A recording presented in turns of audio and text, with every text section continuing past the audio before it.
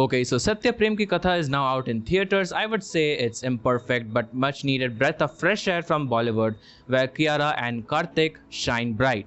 Now, Satyaprem Ki Katha is a different type of movie, I mean in the best way possible. A throwback to 80s love stories mixed with a tale that has a message in it, and it's that kind of story that Bollywood has desperately in craving for. Now, the only problem that it is actually far from being perfect.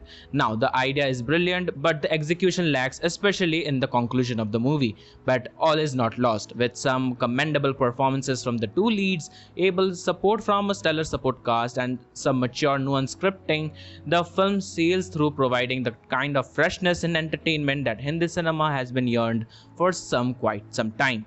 Now, Satyaprem Ki Katha is the story of the two titular characters, where Satyaprem, played by Kartik Aryan, a loser with a heart of gold, and Katha, Kiara Advani, the girl of his dreams who's way out of his league. Sounds relatable, right? Now, but the circumstances conspired them to bring together, and to Satyaprem's amazement, they even get married and everything was going right. But however, all is not well, as Katha is carrying the weight of a secret. Now, what's that secret? You have to watch that movie. The makers of the movie have marketed it as a pure love story, and while I think that's a smart idea, it does some disservice to the movie, because Satyaprem Ki Katha is much more than a simple love story. It is a film with a heart, and one that takes such a fresh, entertaining route to talk about an issue that plagues our society. Without revealing or spoiling much, I can say it's unlike any other movies in the past, but Satyaprem Ki Katha tackles a social message without sermonizing or degrading it. Now, this time he has the support of a better script.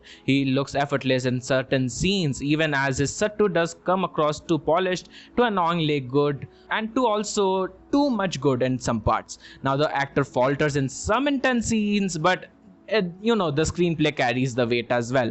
Now, for the surprise package, at least for me, was Kiara Advani. I have never been a fan of her performances, but I will be frank about that. In One More Than a Movie, I was just awed by her performance in this movie. Yet, Satyaprem Ki Katha falters in some scenes. I would say the first half was building to the real story without any drags. You don't feel that affection for Sattu, but as the story moves, you actually generally start to like the story and everything.